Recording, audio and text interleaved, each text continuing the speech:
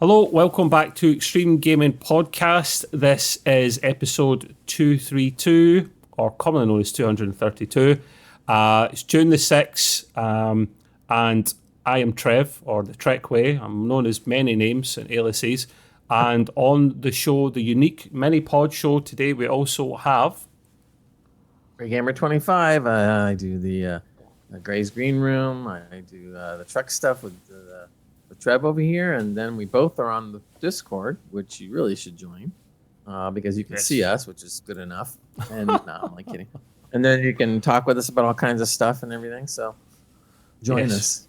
Join us on the dark side. It's a mini pod we're doing today, and there's two people to blame: me and Gray's daughter. That's about right. She'll love to hear that one. No, the personal stuff with Gray's family and schools and chaos and looking after the grandkids. It's all good, yeah. And me, I'm being selfish and going on holiday. So, I mean, God damn it, Trevor, the first holiday in years. How dare you? But yeah, it has to be done. I can't even join time difference, or I'll be busy for this Thursday, and Gray couldn't make it anyway, so we just thought best not to do it. We'll do a mini pod instead, and it will be pre-recorded. Spoiler alert, we're doing this on Monday, but it'll come out at the usual time in audio format on Thursday midnight, which would that be Thursday midnight? Would that be Friday midnight? Would that be Friday? That enigma? I always technically it would be Friday, but who's counting? Who's counting? Yeah. So yeah, just before we start, the usual kind of announcements there. Gray and I, for the most part, are looking after the Discord now, but again, we have to reiterate, at least for a few weeks longer, Nick is not dead. He is alive. He's just gaming now. He's just gaming like a regular schmuck like the rest of us, and hopefully you don't mind our faces too much. It's the same old podcast and the same Discord as always. For those that are listening that are maybe not part of our Discord, consider searching for Extreme Gaming Podcast and joining that way, because it's just as good as it ever was before. We talk gaming, Gray. We still talk Star Trek for my Star Trek room, the Trekway. And we also talk entertainment in Gray's room for GGR. And we'll be getting an episode of that out before the month's out. So please stop by if you can. And like the system we used to have before, Gray, the old horrible MeBot system where people would sometimes contribute towards the podcast and the Discord with a few bucks here and there. We have got rid of that because most people didn't like it, and replaced it with official Discord subs. So it's more above board now. You can join and leave whenever you want, and it won't be a hassle. And always, please, if you were interested in that, please always do it via desktop, via computer, and not mobile phone, because Apple and Google, they're greedy. They take 30% extra off you, and they charge you in pounds if you're in the UK rather than dollars, so not ideal. We don't have any podcast reviews since the last time, Gray, because we only get them in from time to time. I know you always check, but because we're only doing this a Monday after the last episode on Thursday, I can't imagine there's anything new there anyway, so job's a good one. It probably won't be as long this episode, but that's fine. We wanted to get something out to you guys. I suggested this to Gray before. I was like, listen, I don't like us skipping a week. I'm not a fan of it. I never was a fan of it before, but I understood why it sometimes had to happen. Life was in the way. And I suggested to Gray, let's just do like a mini pod, not live, and then we can get something out for the Dead Pets, the Trubshaws. Who else have we got? Merkian, the people that listen to it and whatnot, and we don't want them to be stuck in their long commutes without listening to our dulcet tones. So, yes, they depend on our show because they want to be able to occupy themselves. And that was great. And that was Gray's alarm going off in the background because he's got 10 million alarms throughout the day. 10 million of them. Why so many? Generally, I don't have them on now because we don't always do something right now. But yeah, if I don't do that, I won't remember anything. Is this what happens when you get older? Your memory gets crapper and crapper? Because mine's certainly crap at the moment, and I'm 41. So, am I in for just not remembering anything? Is that what we're saying? I used to do this when I was younger too. There's only so many things you can remember. Oh, you done it on a typewriter though before, like pen and paper and stuff, no? Actually, I carved it in stone. That was rough carrying stone. Carved it in stone.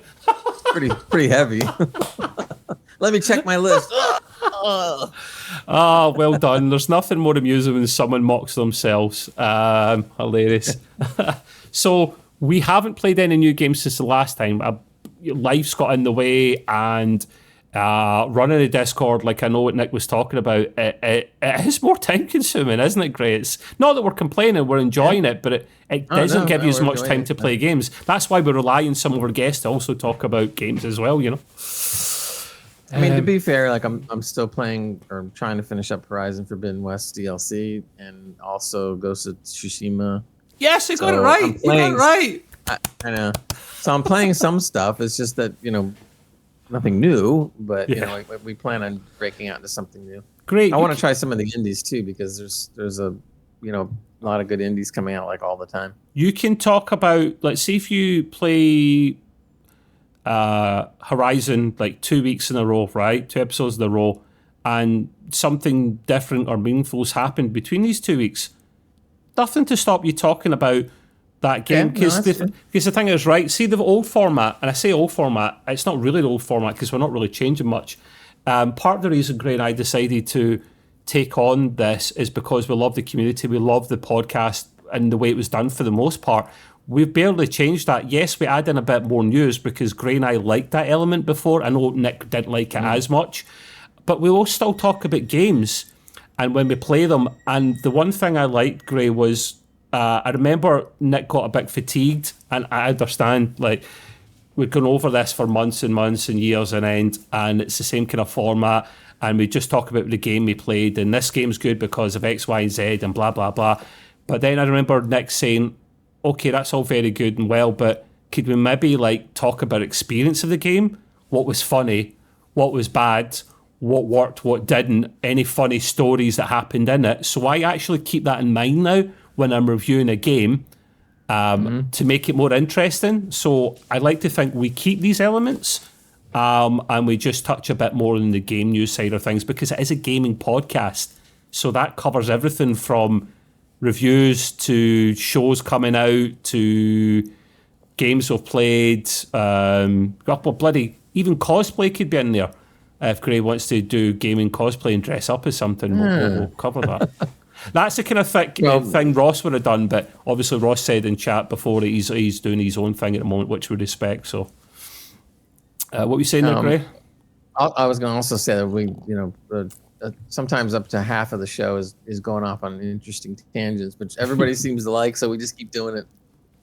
And I always thought that was one of the strengths of the show. And when we get reviews, they all say the same thing. So if we get off on tangents, that's because that's the way it is. We're off the cuff. It's 100% accurate. I like the fact we go off in tangents. Nick he did believe us a lot of the time. Oh, but we're going off in these tangents. People like it. Like, there's evidence, actually written evidence from several people to say that they actually do like that, Nick. Yeah. And that's kind of what we're doing at the moment. After a while.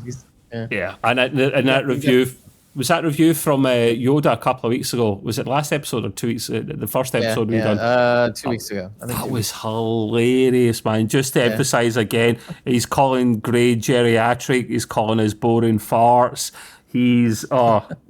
That guy cracks me up, man. He really does. Yoda, where have you been, man? Stop having kids so we can see more of you in the Discord. That's what happens when you drink too much whiskey, folks. That's when the kids came? That's it. You get yourself into trouble, man. Right, we should crack on with some of the news we've got, mate. No world famous Lord Quiz. We didn't tell him we were doing this, so he doesn't really know. So this was like a last minute decision because we wanted to make sure we had something up, so we couldn't really tell Lord. So no questions, but it's cool. He'll be back. So if we get a wee cheeky half an hour, 45 minutes out of this, at least then I'll be happy. It's better than nothing. We were digging through to find, and I do this anyway, I read gaming sites anyway, Gray, and one of my go-tos is VGC. That's a very popular one, Video Games Chronicles, I think it is.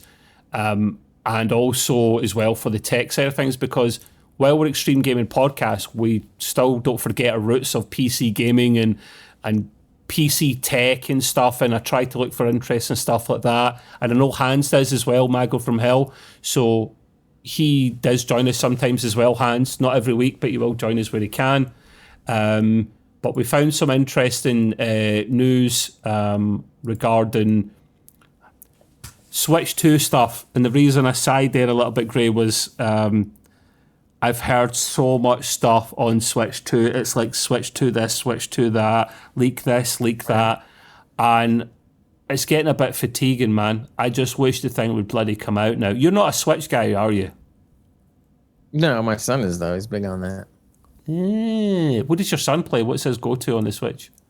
Usually the Mario, Zeldas, the top franchises. But yeah, he plays other stuff too. He's been into it since he was a little kid. He went through the older the models all the way through the GameCube and and the Wii, and you got him all the consoles like a good pops. Well done, well done. And you didn't play any of these consoles with your little guy.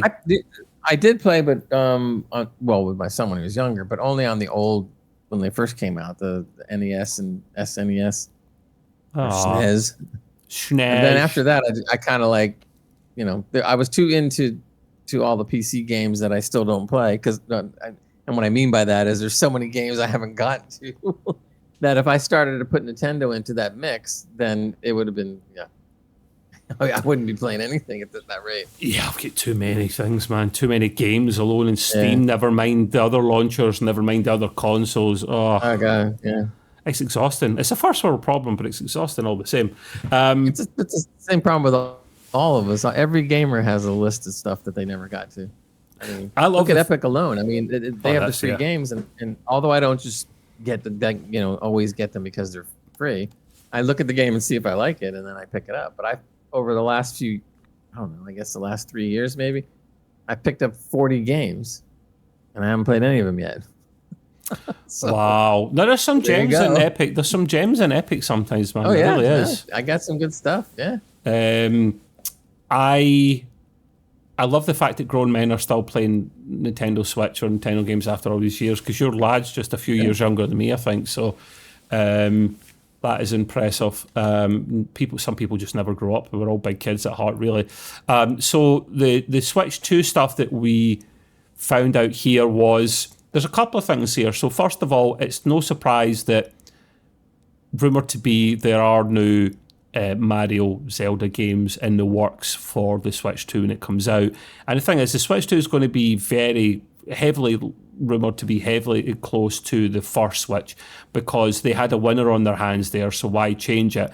Now, be very, very careful, Nintendo, because this has happened before. This is called going from the Wii to the Wii U. The Wii is, I think, their most popular console of all time, closely followed by the Switch. And they then brought out the Wii U, which was absolutely mince. It was crap. And that's because they tried to copy the Wii, but copy it and make too many changes.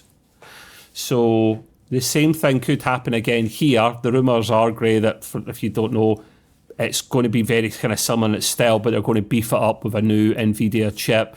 The Joy-Cons are going to be a bit better, not so wobbly, going to be magnetic, bigger screen, 8-inch, but they'll go back to LCD, because the Switch before was LCD, then it brought out an OLED model. I've got an OLED model. OLED is stunning, as we know as gamers, but they're going to start off in this generation with LCD because A, they're tight arses, and B, they want to be able to bring out an OLED later on in the Switch 2's life, because we know Nintendo bring out so many revisions of their consoles. Oh my God, there's so many Switches versions have come out. It's ridiculous. I got a question, because you know more about this than I do. Yeah. What was the difference in price between the LCD on the first Switch and the OLED? Was it a big difference? So the LCD and the OLED in the first model, I think it was something like, I want to say something like $50 or $80 or pounds. roughly. It wasn't huge. Oh, it's not that much more. No, I mean, but it more. wasn't just the screen they gave you an upgrade in, Greg, because that would be a bit. They improved the speakers; they were a lot louder and better. They improved the battery life, and you know how they done that. They used the exact SoC chip from Nvidia, but they used a lower nanometer architecture, so it was the same chip. So instead of putting more power in there, which would have made sense. Games all have to kind of run on the same chip, the same standard. They just improved the power efficiency, so the battery lasts longer. And a Switch, to be fair, you can say it looks crap a lot of time in graphics, and yet it does. It's an older chip, but what it can do is phenomenal on the go. The battery life it's got is phenomenal. And Nintendo are masters of getting every iota of juice out of that thing. Like, the Nintendo games look good. They are very good at their first party games. No one can touch them in that, not even Sony. And they're bringing out DLSS as well. So the thing was, Gray, they were going to bring out, like, they can't put a massive beefy chip in it. They can't, because it's got to have enough power to last on the go for at least a few hours, But it's going to look better than last gen. So they're saying, it's probably going to look closer to PS4, Xbox One era, which I can just about get away with. So instead of getting the new NVIDIA chip, graphics-wise, from the 5000 series that's rumoured to launch at the end of the year, they are going to be instead taking some elements of the 5000 in terms of like DLSS and backdating it to an older chip so that it's got better battery efficiency, cost them less to buy, and it means then you won't necessarily get 4K games, but we use DLSS, me specifically, and I love it. Like, DLSS is a game changer for heavy games, and this will really help the Switch, because on handheld mode it will still be it'll go from 800p to 1080p, but you shouldn't have any more than 1080p in a handheld anyway. That's just madness in terms of battery life and how close you are small to it. Enough, right? Yeah. Right. But the thing that Nintendo done last time that pissed me off was they have their docking solution. So they have a dock, you put the Switch in, and usually you get a tiny bit more performance out of it. But do you know what would have been a no-brainer? And I hope they do this in Switch too. Just the dock, when you put it into the dock has got some kind of small GPU in it, so that when you plug it in, it gets a nice little turbo boost, because running 800p or 720p games on big TVs just looks crap. Nintendo don't like anti-aliasing either. They don't use it for whatever reason, so you get the jaggies and whatnot. Yeah, so I'm not a fan. So I hope we will see it beefed up, and they will backdate a lot of these great games. That was the other thing, Grace. So as well as the rumoured new Zelda and new Mario games, I've heard particularly about the new Mario game, there will be probably backdated or ports for their popular games. I'm thinking more like your Zelda Breath of the Wild, your Tears of the Kingdom, maybe even Mario Kart 8, which has been out for 8 years and every quarter manages to sell a couple of million copies after 8 years. Pretty good. That's pretty good, yeah. Absolutely nuts, man. So I think the last one I saw that my son was playing was the Mario Odyssey, right? Yeah, that's 2017, man. It's an old game. Wow, believe it or not, that old already? Yeah. Holy smokes. I was impressed with it then. I mean, I hadn't seen a Mario game in quite a while. So when I was looking, I was going, wow, that's pretty cool. And when you get Mario Kart, that actually came out for the Wii U, but they kind of ported it over to the Switch, and then they brought out like expanded courses and stuff like that. So, no, I'll be taking my Switch and holiday with me. I still remember the great discussion we've had in the past about starting another game, especially if it's a mammoth game, because you know it will take up so much time and attention and dedication from you that you're a bit hesitant and scared to start it, because you know it will suck up all your time of gaming and you want to maybe play a few games. That will be Tears of the Kingdom for me, just like Breath of the Wild was. So while I'm on the plane and whatnot, I'll actually be able to start jumping in and playing it. And if there's the odd time I'm at the hotel recovering or relaxing or whatever for a cheeky hour or two, I just bring my USB-C dock thing that's tiny with an HDMI cable and the hotel TV. Yoink! play it on the Pro controller because I don't like handheld. I don't like handheld controllers. They're not a good feel. So, I will definitely get my money's worth out of that for sure. So yeah, Switch 2 stuff. It was rumored to come out at the end of the year in time for the holidays, but I think Nintendo wanted enough units to be available, and we don't have a shortage at the moment. But listen, when a new Nintendo console goes on sale, great. Is big. It's big news. It's big business. It will sell out. So they want to have loads, millions, so that no one has that problem. So they're going to delay it and rumoured to come out before the end of the financial year, which would make it 8 years that the Switch 1 had been on the market, man. But it's bonkers. It's bonkers. So anyway, right, we'll move on from Switch 2 stuff, certainly. You've got a couple of juicy bits of news, kind of more PC related, I think, Gray? Yeah. We were expecting this to happen, and they made the announcement that God of War Ragnarok is going PC. Obviously originated over on the PlayStation. That was one of the very, very, very few times that I would buy a game on PlayStation, and then I used a little thing called RAWASD. You can look it up online, and I was able to get my keyboard and mouse to work through the PS5 because it naturally doesn't do that. So I really enjoyed that game a lot, and it was just great. And so I knew it would come out on PC eventually. And all I can say is for people that didn't play the game on PS5, and now that it's coming to PC, you've got to pick this game up because the first God of War was really good, and this one was at least as good, if not maybe even a tiny bit better. And the acting on it, the graphics, all the animation. I mean, the story.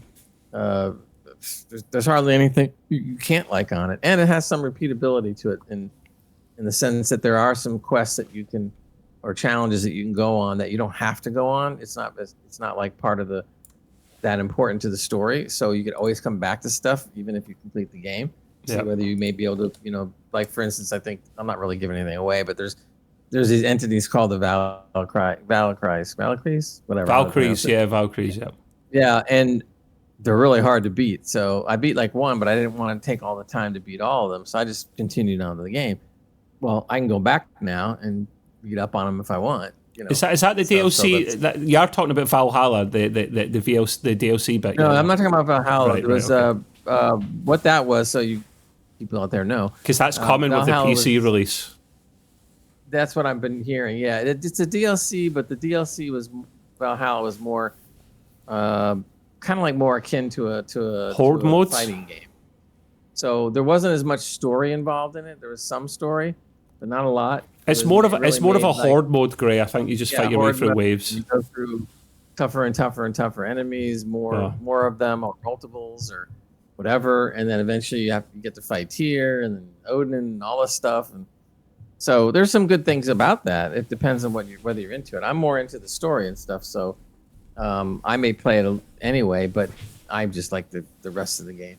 So obviously some of the things that we're going to expect out of any time it gets ported over to PC is that the nice thing about us PC gamers is that it's going to have better graphics and better performance than it did on the PS5. And why do I say that? Well, first of all, it's natural. That's just the way the nature of the beast. Second, I can prove it because I did buy also at the time Horizon Forbidden West, because that's one of my other all-time favorites as well.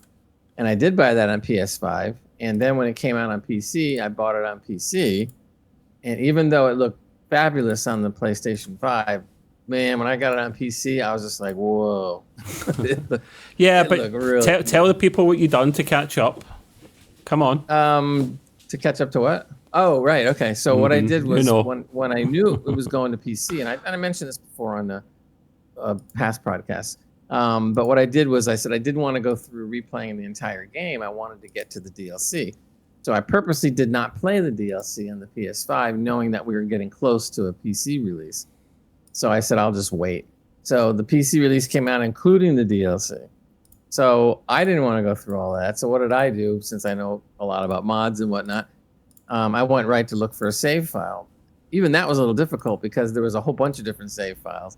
I wanted one to be very, very specific. I wanted it to be where I left off and before I get into the DLC. And it took a while, and I finally found somebody that provided a save file that was exactly right. Everything that I had done, my whatever achievements and weapons and stuff that I got in the main game was in the save file, so that I could continue from that point right into the DLC. And that's where I'm at now, playing the Burning Shores. But boy, man, it just looked so good on PC. And the other thing that's cool, and as you've been listening, you know I'm into mods here and there. I didn't really realize this at first, but a person had created a mod for the game where he said that he made it look a little more realistic, a little sharper, and there was before or after images, so I could look at it before I bothered. But what I didn't realize until this particular modder pointed it out, the games were made with a kind of an orange yellowish tinge to it, and I never really, I enjoyed the game, so I never really looked into it like that. But when he was showing the before and after pictures, I went, oh, wow, because I didn't realize how much of that was there and how much of that was kind of coloring the game, almost kind of like if somebody went in with a bunch of crayons and colored it, it differently. Yeah. So when they lifted that and then put in the more realistic features and the better graphics, it was like definitely a whole new world opened up. I'm looking at it, I'm going like, wow, now we're talking more realistic. I mean, even the color of Aloy's hair was bright red in the regular games. She's a proper redhead, proper ginger then. Exactly. So now with the mod off, it's like a real redhead as opposed to somebody that just puts a bunch of color in their hair and make it look glowing. And it was the same kind of effect for the foliage. Yeah, it was a foliage. Yeah. So plants, everything, mountains, the whole 9 yards. And the one cool thing about also this particular game is you do have a not really giving anything away, but eventually you get a hold of a mech that's what they call a water wing. And this creature can fly through the air, but also can fly through the water about as easy as it flies through the air. Oh, is that the thing you see Aloy like in the sky while flying, and then she dives under the water? Yeah, and the teaser trailers and whatnot. Man, it's great. It opens up a whole different world when and the game is you can dive underwater anytime you want. You don't have to be doing anything on a mission. That's what I love about those kind of games. Same thing with God of War, although probably more so in Horizon. You can go off and do whatever you want. You can go off and just fight, mech dinosaurs all the time or beasts and go into the water, explore junk, whatever you want to do, whenever you want to do it. And so that's really nice. So if the port of God of War is anything as good as what we're reading, or as good as Horizon Forbidden West, man, you're in for a treat. And if you never played the game, wow, you're in for a big treat because the game is really good. Trev played it too. It's outstanding. I've only played some of it. I need to get around to finishing it, mate. Yeah, I'm probably going to plunk down the money and pick up God of War on PC too, just because I have to. I wouldn't do that with every game.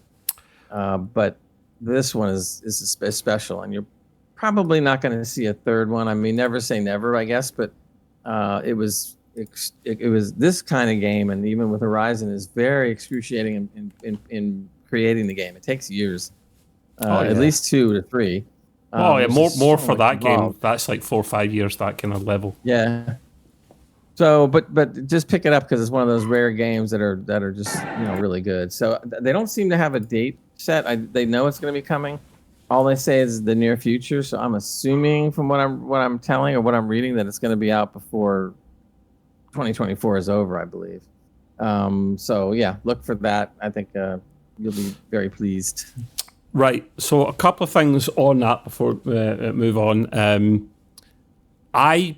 I never buy a game twice. I think the only exception that I'd probably maybe make for that would be GTA 6. But I probably will get it from unofficial methods. Let's just leave it at that. And then I don't feel so bad. Oh, yeah, maybe that's a good idea. They should stop charging so much for games and being greedy. Maybe people... I don't begrudge paying for games as long as people don't take the piss. Oh, wow. This is a whole subject, maybe we can get on too, is the price. I mean, we started talking a little bit about it before, but God, it's just like Yeah, you're right. We kind of have, and it would just be moaning again for moaning's sake. They are too expensive. We know that, but I think with you talking about it looking better on PC, that is true. However, I'm going to sit again on the fence and get more splinters like I always do. I've got Horizon, for example, the Horizon games and God of War, both of them. I've got on PlayStation, so I'm not going to double dip and get more games. However, if I get them from other means, that's different. I think, to be fair, when it depends how much they're charging as well. They're probably going to charge too much, so that's why I would get it from alternative methods. It does look better in PC, but Gray, for example, you've got, all the textures and stuff are going to look better because it's PC. You have a 1440p monitor, right? On PlayStation, even on quality mode, not performance, you're going to get 1440p.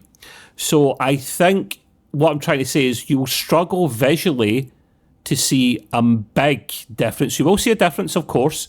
You'll struggle to see that much of a difference unless you're on a 4K screen. I game in 4K. I can't, once you go 4K or 120 hertz, you can't go lower ever. So I like to game at 4K, high to ultra settings and high FPS. Now, you have got a higher FPS monitor and you've got a good graphics card, so you will get higher FPS, and that will be smoother for the old trackball there that you use. So it'll be better than trying to do that with the controller. Well, I when I got the new monitor that I have, I really heavily debated whether I wanted to go 4K or not, and there was a couple of reasons. One of the major reasons was I wanted to be sure that I could get all the goodness out of my video card. Now, at that time, I had a 3070. Now I got a 4070 Super. But despite that, I still think that if me only, and this is just me, but if I'm going to go 4K, then I'd almost kind of, if I had unlimited money, I would go for the 4090. So if I'm going to go for a 4090, I would be stupid not to get a 4K, because then I'm not worried about it. I got enough power. But because of that, I decided, all right, it still looks god awful good in 14p. Oh, of course it does. Yeah. And so I'm really happy with that. But the other thing that's just, and you can't just beat it, is that PCs allow you to mod. And when you start putting these mods on, especially from people that are talented, that know what they're doing, it's just crazy good, man. It's just, like I said, with Horizon Forbidden West, I was just like, what? And I was just like, it looks really good. And I thought maybe I would hate it. But when I went back when I took it off, just to see the difference, it was almost kind of like you're saying, like once you experience something new that's really good and you really like it, you don't want to go back. So I turned it off and I went, what happened? all the shininess is gone. So I put back on again and I'm like, yeah. And not everybody's into mods, but there's a lot of people into it, because I had mentioned last broadcast that there's been 10 billion with a B downloads of mods since 2005. How did it keep track of that, man? How did it keep track of that? Is it just for Nexus mods? Yeah, that's only Nexus. Now, if you put in some of the smaller companies, Nexus is king of the hill for mods, and rightfully so. Remember, we're talking about mods at the end. You don't want to be skipping on to your own news story already. No, I know that. So PC allows you to do that, where you really can't do it as easily or at all, in a PS5 or whatever. So it's just nice to be able to do little quality of life changes where sometimes it doesn't sound like a lot, but when they start coming out with specific, like for instance, sometimes you can play a game and maybe something you don't always notice. You're looking at the sky and the sky looks good, but some people look at it and say, like, it's kind of missing these natural elements that happen in the sky. Yeah. And so they make a mod that's completely just for the sky. And then when you go back and look at it, there's mods for everything. Oh, wow. Yeah. And you're just going, oh, wow, that's pretty cool. So, but we'll get into more of it when I get to the mods part. Great to just to touch on that point again before we move on to your Starfield news. I mentioned before, I usually don't buy games a second time. And it's also, like we say, because I have Horizon 1 that I've still to complete. I haven't even touched Horizon 2. I've got it. Was free when I bought the PlayStation 5, and I bought the Burning Shores DLC when it was cheap. Now, I then got rid of my PlayStation. Reason being, Oh, no. I was hardly playing it. I wanted some quick cash. I highly knew that there's going to be a PS5 Pro probably before the end of the year, and the PS5 Pro is looking juicy. By the way, it's like nearly a 50% increase in graphics. A graphic power alone, Gray, that will be able to give it 460 comfortably, 4K 60, sorry, comfortably, and with their version of DLSS, which is, I can't remember, like PlayStation DLSS, I don't know. They've got their own version they're working on that will literally upscale games so that you can get higher frames and higher resolutions. I wanted to save my money to get that. Then I can hopefully play Horizon and stuff on better frames and better resolution, because I don't mind the controller. Keyboard and mouse first always, but I don't mind the controller for certain games. Games like that, it's okay. And even if they're not backdated with patches, it's the same with the Nintendo Switch thing, Gray. You know that, well, certainly when Xbox Series X came out, even if a developer didn't backdate it with a patch, it still had the brute force mode in it that it was talking about, where the sheer power would get it up to 60 frames or whatever. So I'm looking to get a better experience for these games. And bear in mind, I've got PlayStation Game Pass backdated in this until 2028 because I went on holiday. That's air brackets up down there, people, you don't see them. I went on holiday, I didn't really. And yes, I know what you might be thinking. I don't have a PlayStation at the moment. How you claiming your monthly free games? I still go on the website and do it, and it just adds it to my account. So at the end of the year, when the console comes out, I will buy that. But yeah, so okay, we'll move on to the next article. Gray, you have some Starfield news, I believe. Yeah, and to talk about something that's been controversial, I guess, when it came out, similar to like when Cyberpunk first came out. Starfield has had its issues, and when Starfield did come out, I started playing it, and I liked what I was playing, but as it started getting more deeper into the game a little bit, I could see a lot of the things that were wrong. Same. Little things too, like they when they come out, now it was a big opening and it sold a lot, but when they came out and said, well, you can do this and you can do that, and then you find out, well, you really can't. And travel from planet to planet is nothing but a cutscene, and then landing is nothing but a cutscene, and other things are nothing but a cutscene. I'm like, and then you have no vehicles. Why don't they call it Cutscene Simulator instead? That would be more accurate, no? Yeah, exactly. And then you have no vehicles. So you just run around all the time, right? So it's like, wow. And so I stopped playing the game like after a while. But to go back, and I know I kind of waver back and forth for mods, but what I did was, and the other thing too, and this is what I was most shocked at.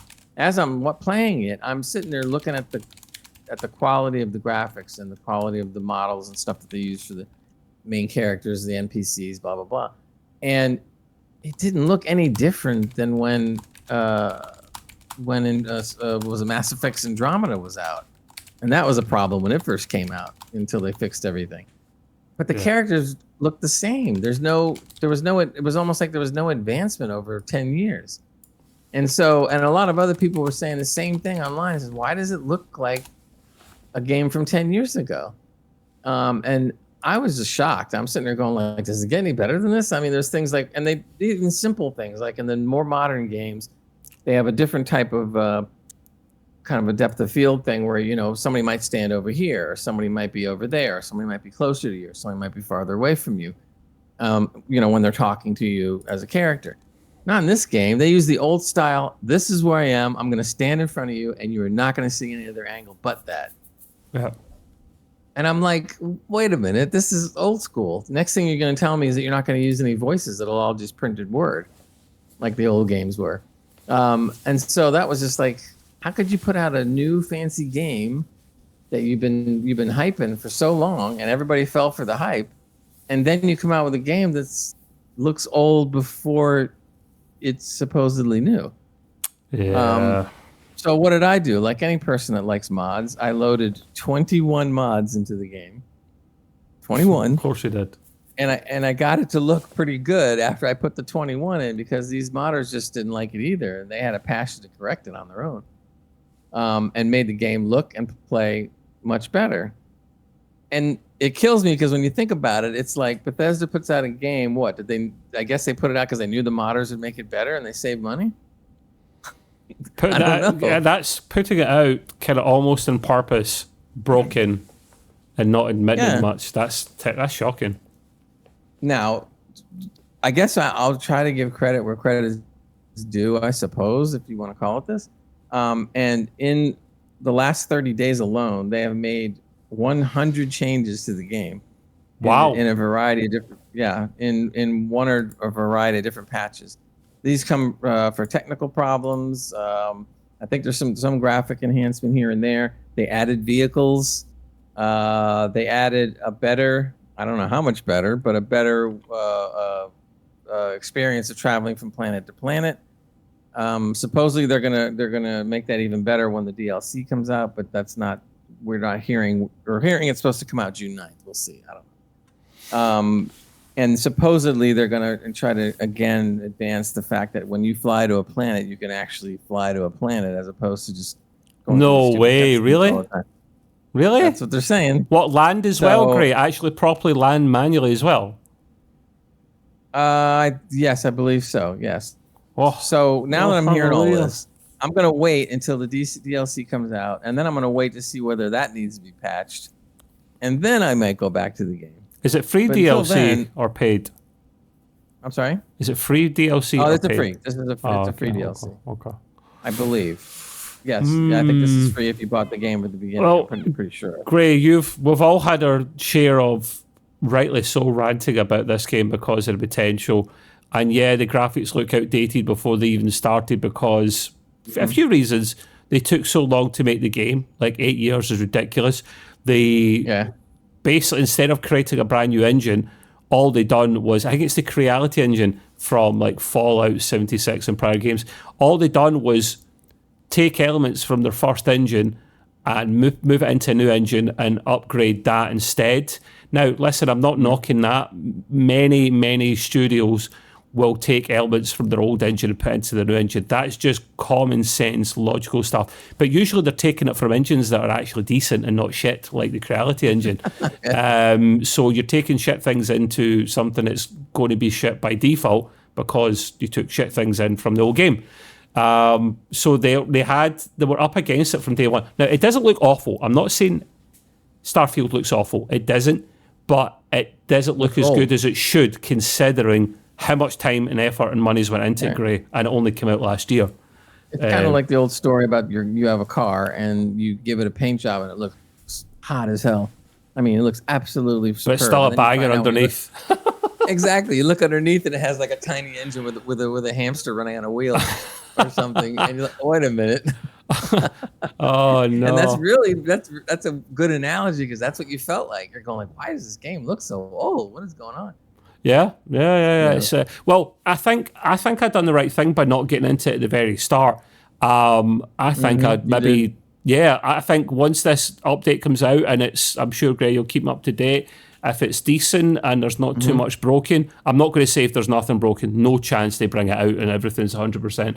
If it comes out and there's not too much wrong with it, I might find that it's the time to go into it because No Man's Sky's done this, promising X, Y, and Z and not delivering.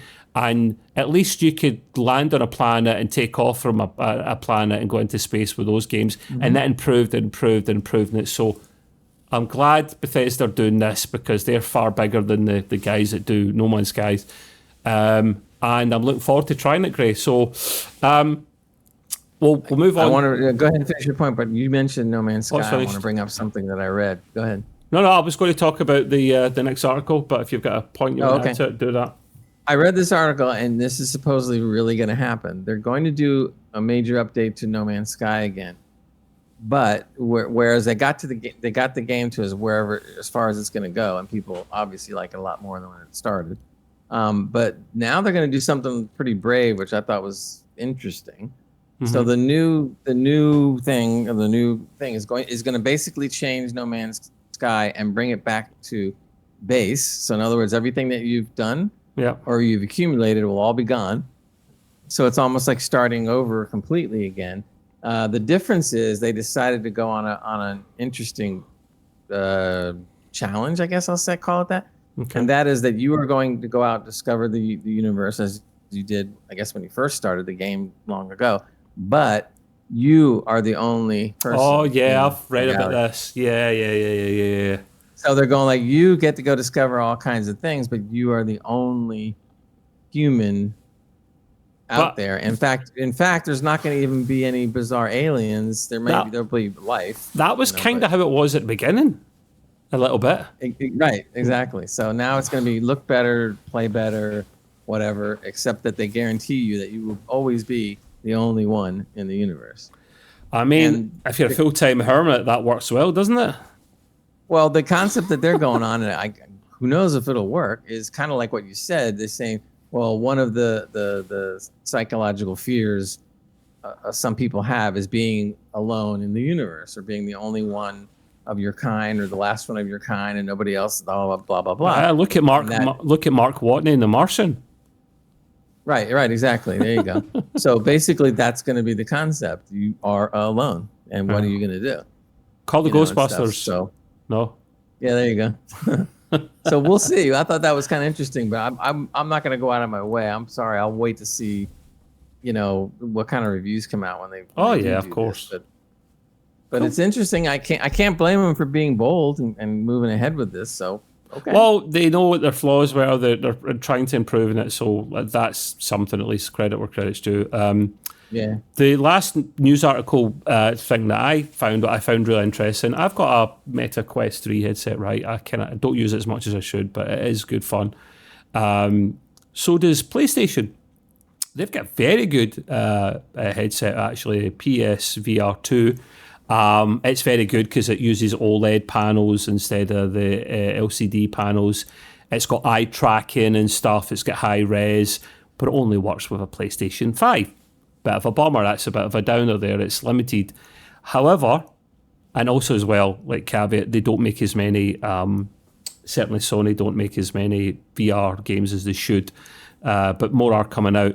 Now, they want to expand in this. The headset currently, at least in the UK, is £540, right? That's a lot of money for a headset, but in the grand scheme of PC, good quality PC headsets, mate, it's reasonable to cheap, actually. So, and it's better quality in some ways than the Quest 3. So, when they decided they wanted to make this more accommodating now that Sony are bringing games out to PC. So they investigated earlier this year on enabling you to hook up the headset to a PC.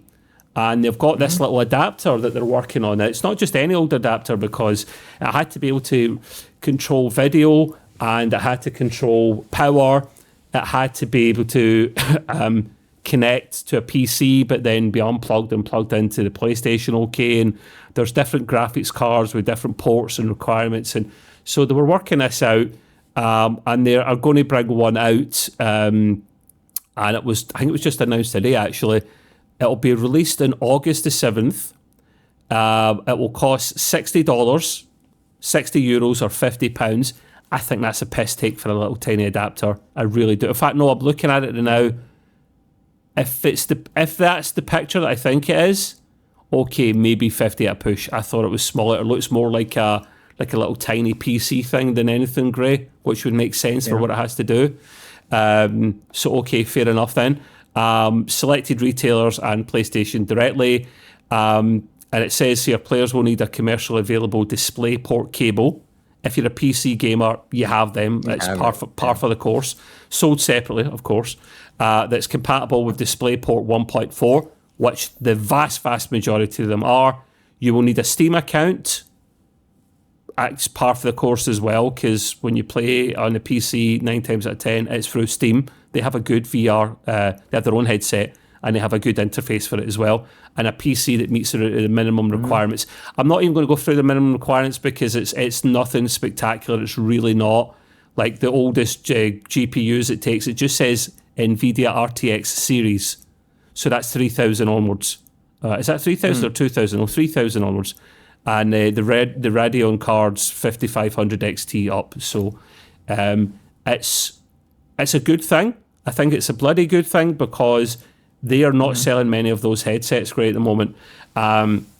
And so much so that they have their days of play, I think they do every year, where they take money off their games, they take money off their controllers, they take money off their PlayStation Game Pass. It's got like £50, $50 off it at the moment, the top tier. And their headset, wait for this, instead of £540, it's down to £440. They took a whack off that. And if I hadn't had a headset already, I would have bought that. That's a cracking price. Wow, I thought since it was going to be for PC that it would be at least equal, more likely more expensive. Well, they're looking at it from a different avenue. They're looking at, let's reduce the price because we're not selling many of them, and let's bring it out for PC and get ourselves back into the game. Because Gray, there's a Horizon game available on that. Call of the Mountain, I believe it's called. It looks stunning. I'm not saying you're going to get into VR, but I'd be tempted down the line possibly if there was a good sale at like second-hand price for it. I would like to get into VR. At that price point, at least I can think about it now. Yeah, well, it's only now while it's in sale, it'll go back up again, but then you would just wait for another sale, or you would get it second-hand with some warranty or something, you know. Unless I missed it, did they say like timing on when this is come out? Or? August 7th. Oh, okay. So, that's not so from selected retailers, probably be the usual guys like the Best Buys, the Micro Centers of the Americas, and probably like Game and Currys and stuff in the UK. So what we should do is we should buy two, and then when stock runs out, which it will, then you sell it on eBay, and then you break even. No, we don't do that ever. No one's ever done that in the podcast ever. You can't see this. You can't see this, but I'm definitely hiding my head here right now. No, but seriously, 440. I always stayed away from it because if I'm going to do VR, I want to get something really good. Because why should I get something that I'm not going to like? Sure. But it was just always too expensive. But now when you're mentioning this, I'm like, it's getting closer to where you can pull the trigger. I can think about it. Yeah. Yeah, because the thing is, right, because certain VR games you can only play on the PlayStation. Like, at least for now, Call of the Mountain, you can only play on a PlayStation. But you have a PlayStation, right. Gray, so it would give you more emphasis to go between the PlayStation and the PC. So then maybe you don't really play Call of the Mountain, you've completed it, you plug it into the PC and you play Half-Life Alyx, which is the best VR game I've ever played. Stunning, brilliant, plays really, really well. Valve just got that nailed down. And there's so many more options on PC.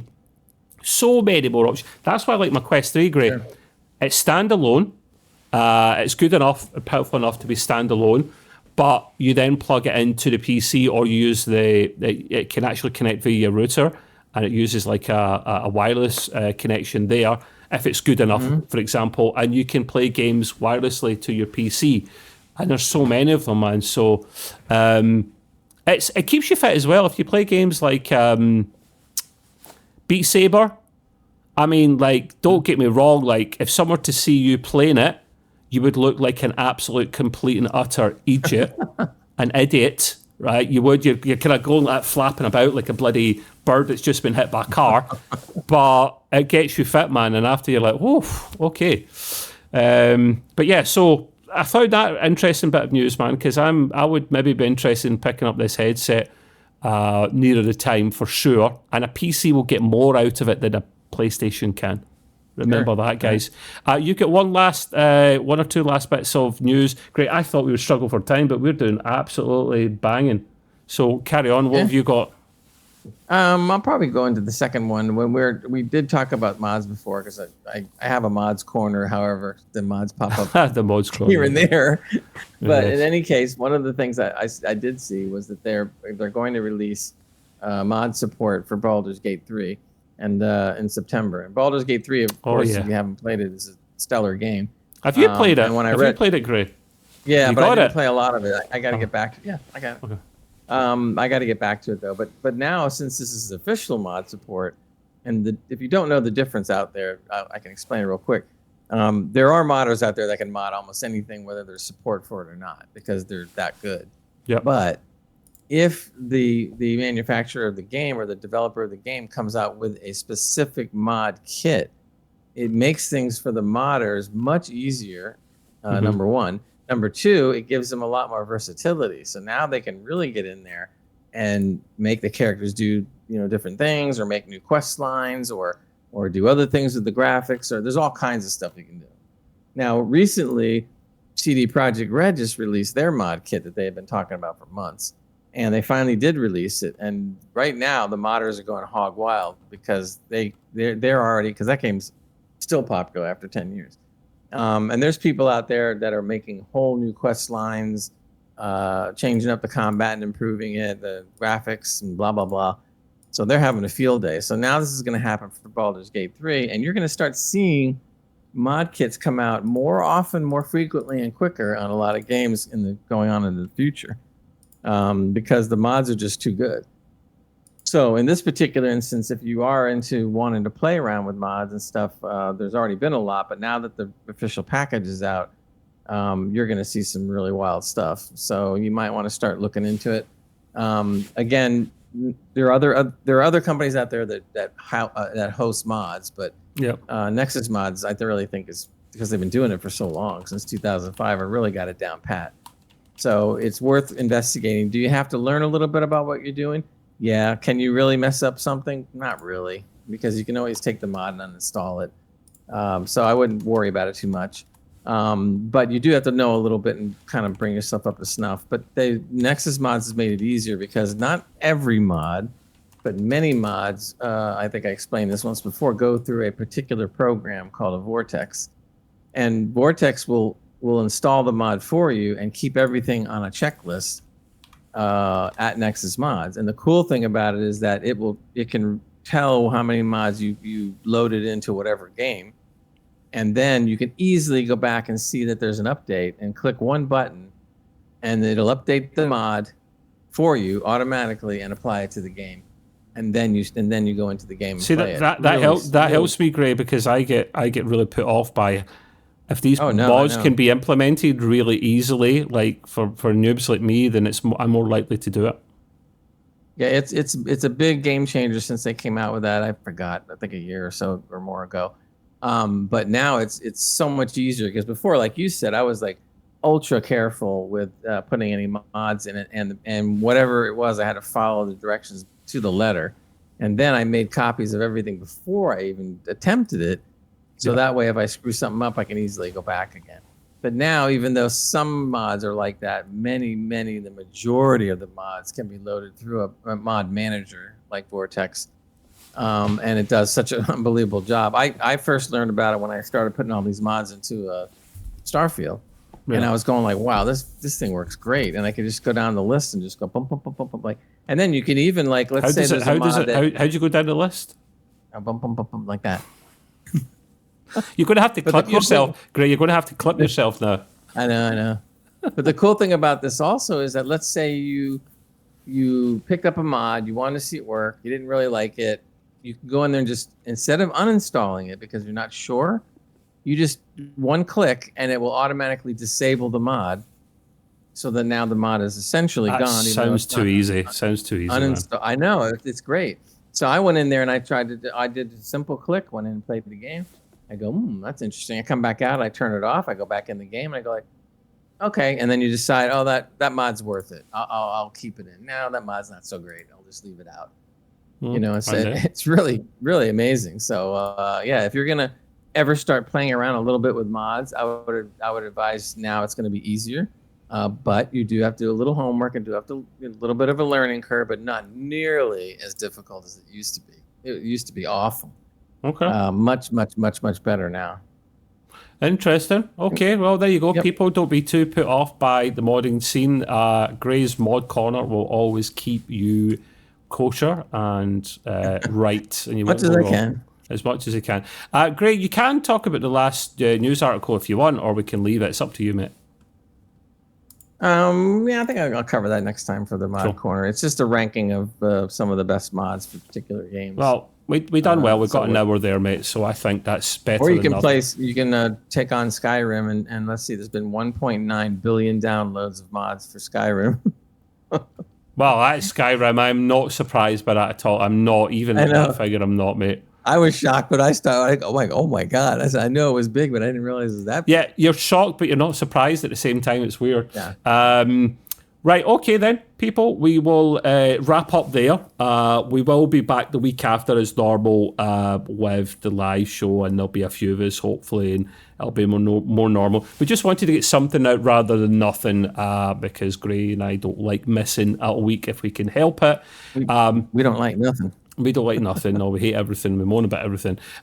Don't forget, if you haven't, if you're not a part of our Discord, then why not? You can easily find it by just searching on Google for Extreme Gaming Podcast. You can chat gaming, Star Trek, entertainment, bunch of stuff, football, science. It's all in there. There's loads of stuff. Come and say hi if you can. And don't forget, Gray and I have both got a weekly. Well, I've got a weekly show out for the Trekway for Star Trek stuff, and Gray has a monthly show out for entertainment stuff. So keep that in mind.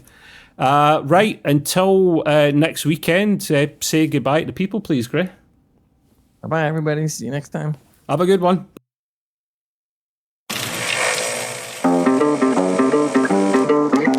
I don't want to set the world on fire. I just want to start a flame in your heart. In my heart I have but one desire, and that one is you, no other will do.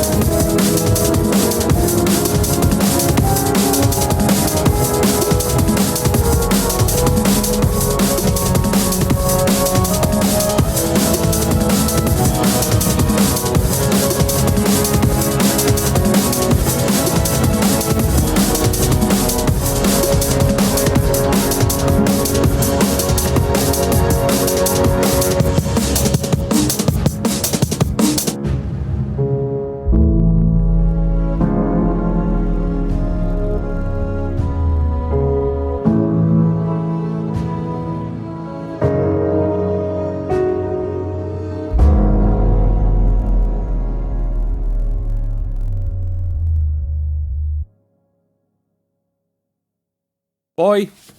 Bye.